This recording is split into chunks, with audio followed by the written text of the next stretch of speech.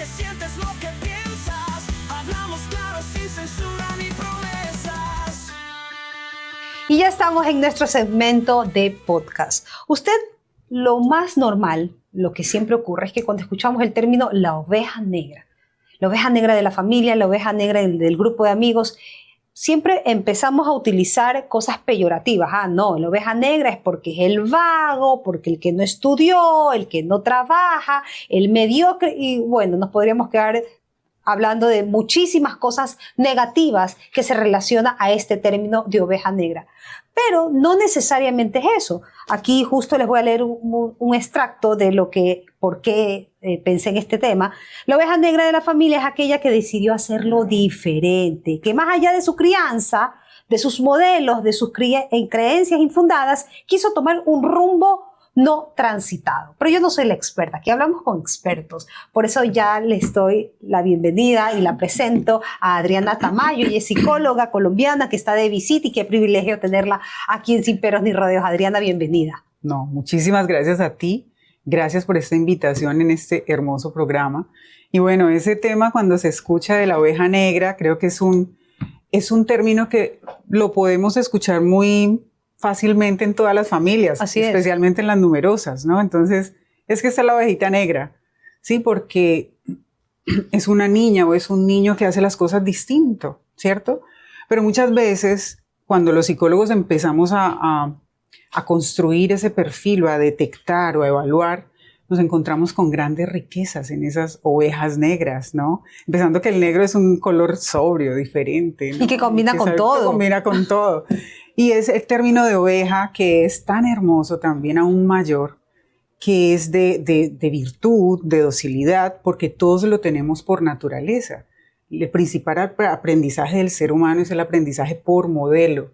Entonces a veces los padres decimos la oveja negra, pero no nos evaluamos qué fue lo que no le enseñamos bien, o por qué no me detuve a pensar qué le pasaba a mi hijo, que lo hacía diferente, que gritaba mucho, que hacía pataletas, que reclamaba. Algo le faltaba, ¿no? Entonces es un vacío que yo misma como mamá o como papá le hice. O no supe llenarlo. No lo supe llenar, o le hice una herida sin darme cuenta, porque yo también vengo herida, ¿no? Por eso es tan importante este tipo de conversaciones para, primero, quitar esos paradigmas, esos rótulos que a veces hacen daño en toda la historia del ser humano. Entonces, qué lindo este tema. Exacto, porque aquí también leía de que a la final esta mal llamada oveja negra quiso enseñar con su, que a veces dicen rebeldía, pero es a la final un grito de auxilio o un grito de que ¿saben qué? Están equivocados. No quiero seguir los mismos patrones de heridas, de maltratos que a la final recibí de parte de un padre, de una madre, de un maestro, de un hermano. Y yo no quiero seguir haciéndolo eso. Entonces, te estás yendo en contra de tu familia o en contra de las creencias de tu familia. No, sino que creo que este otro camino es más llevadero y sano para mí. Por supuesto, y sobre todo que los niños, porque la oveja negra, digamos, empieza a notar esa conducta de oposición o diferente desde la infancia, ¿cierto? ¿Y cuáles son los errores que cometemos como adultos? Es que, mira, aprende de tu hermano. O mira a tu prima, ¿sí? O mira a la vecina o el vecino, como ellos sí pueden y tú no. Entonces empezamos, sin darnos cuenta, a subestimar. Y mira, ahora que está en auge la película de Cómo entrenar a tu dragón, me encanta porque es terapéutica. Justamente él era el diferente, Hippo, ¿sí? Era el diferente. Todos tenían que matar dragones, porque así era la política del vikingo. Pero él decía que no era capaz. Entonces todo el mundo lo rotuló como que, ¿y este qué? Es raro. Y el papá lo miraba y le hacía así, esto. Y él decía, me señalaste todo. Es decir, el papá no se daba cuenta cómo subvaloraba a su hijo en todo su ser. Cuando él vino y que transformó la historia de esa comarca de vikingos, cuando ya él entrenó un dragón sin darse cuenta, con miedos. Pero esos son nuestros miedos. Y esa es la oveja negra que también tenemos dentro, pero que llegó alguien y nos dio la mano, nos abrazó y cambió nuestro curso. Entonces, esa voz que tú dijiste que tiene la oveja negra, es un reclamo, es una demanda, es aquí estoy, necesito cariño, necesito comprensión, necesito que me escuches, necesito una terapia, necesito un médico que me ponga una medicación correcta para esa hiperactividad. O ahora tenemos un trastorno que se ve mucho, se llama el trastorno de oposición desafiante. Es porque el niño se opone a la regla, se opone al castigo, se opone a las cosas, pero esa oposición también tiene un fondo. Una raíz, pero Una raíz. en cambio lo etiquetamos como es un niño malcriado, Castígalo. rebelde. Sí, Hay es que ponerle rebelde. límites. Entonces, y con todo el respeto porque amo mi profesión y a todos mis colegas, pero a veces cometemos errores, ¿cierto? No le des todo lo que pide o está llamando la atención, por ejemplo. Es que se está cortando, tenemos ahora el cutting en los jóvenes, ¿sí? Es que se está cortando, es que está diciendo que no quiere vivir. No le prestes atención, que él quiere es llamar tu atención. Pues obviamente quiere llamar la atención, pero quiere llamar la atención para sentirse amado, para sentirse abrazado, acompañado. Para tener ayuda. Para tener ternura, que eso nos falta. ¿Sí? O esa ayuda que él no sabe cómo pedirla y esa es la forma de llamar la atención para que le brinden una solución a las emociones o a todo ese, más que todo en la adolescencia, toda esa mezcla hormonal Vacíos. y de emociones que tienen por dentro que a veces ni ellos mismos entienden. O esos miedos. O los miedos. ¿Sí? A mí me pasó en una conferencia que di en un colegio y yo veía a una niña que me miraba desafiante. Yo decía, ¿esa niña qué tiene? Y me miraba así, desafiante, con ira. Entonces yo me fui a la directora después de terminar, le dije que me hablara de ese perfil de esa niña. Entonces me dice, es la más rebelde, es la más difícil. Finalmente yo le dije, dile que si ella quiere hablar conmigo. Habló conmigo, su transformación fue increíble. Ella estaba viviendo un problema intrafamiliar que a nadie se lo iba a contar. Ella, su máscara y su mecanismo de defensa era mostrarse fuerte y empujar y pegar y insultar al que sea. ¿Sí? Entonces, claro, escucho una charla de alguien que a la final les puede estar diciendo lo que ella tiene, ¿no? La razón, pero no me vas a ganar, porque la que tiene la razón soy yo. No me vas a ganar. Por eso es que la miraba desafiante. Y al final ella hizo un proceso muy hermoso, donde lloraba y lloraba. Yo decía, eso es increíble. Yo, si pudiera grabar mis consultas, pero no, tengo que guardar tantos secretos. Pero ese caso particular, ahora ya es una gran profesional, me invitó a un sacramento que quiso tomar ella por su propia voluntad, porque no quería nada de Dios, ¿no? Pero al final empezó con un proceso terapéutico muy lindo, donde se sensibiliza su corazón, se siente amada por Dios, porque su mamá la maltrataba, ¿no? Y su papá le daba todo, pero no le daba tiempo. Entonces, imagínate ese contraste, cuando ella se siente amada por Dios, ella transforma su vida. Y ahora ya es toda una mujer, me escribe a veces, y es hermoso esto. Entonces, es un caso particular que, digamos, se puede decir que era la oveja negra del colegio, de la casa, de la familia, pero... La niña problema. Y lo rotulamos.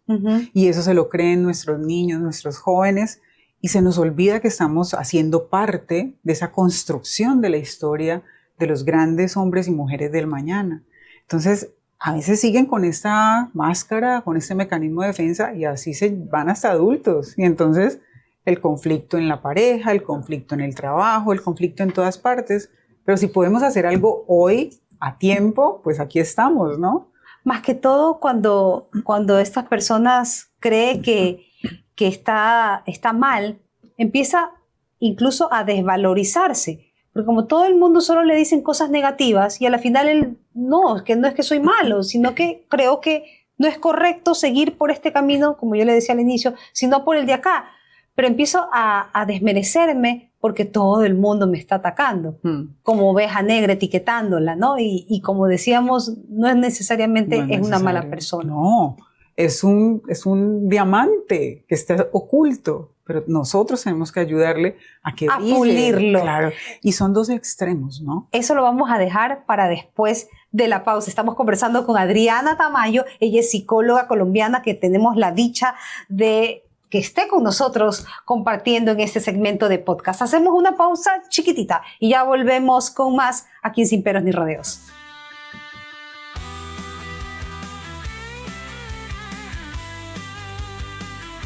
Y de vuelta aquí en nuestro segmento de podcast con la psicóloga Adriana Tamayo. Y antes de irnos a la pausa, dijo que habían dos extremos. El tema que estamos hablando, por si recién se engancha y no se preocupe porque queda grabado, es la oveja negra, que no necesariamente es la persona mala, descarriada de la familia, sino que al final es alguien que tiene otra visión y quiere hacer las cosas diferentes y no con malas intenciones. Dos extremos, Adriana, ¿cuáles son? Estos niños que empiezan a mostrar estas conductas disruptivas, diferentes, digámoslo así, que te decía, son un diamante que hay que pulirlo, ¿cierto? Cuando se desarrolla esa diferencia a lo que esperan todos y no se atiende a tiempo, hay dos extremos, ¿no? El extremo cuando crecen y se vuelven agresivos y violentos y no se quedan con nada y hacen la justicia por su propio medio, ¿no? Entonces aquí tenemos desarrollo de diferentes patologías, ¿sí? Tenemos la ansiedad, la depresión, porque hay un momento que ellos ya no pueden expresar con más violencia, entonces es hacia adentro, ¿no? Que sienten el dolor. Y empiezan a lastimarse. Empiezan a lastimarse y a lastimar a los demás y a no aceptar que ellos son los heridos. Y el otro extremo es la personalidad insegura, ¿sí?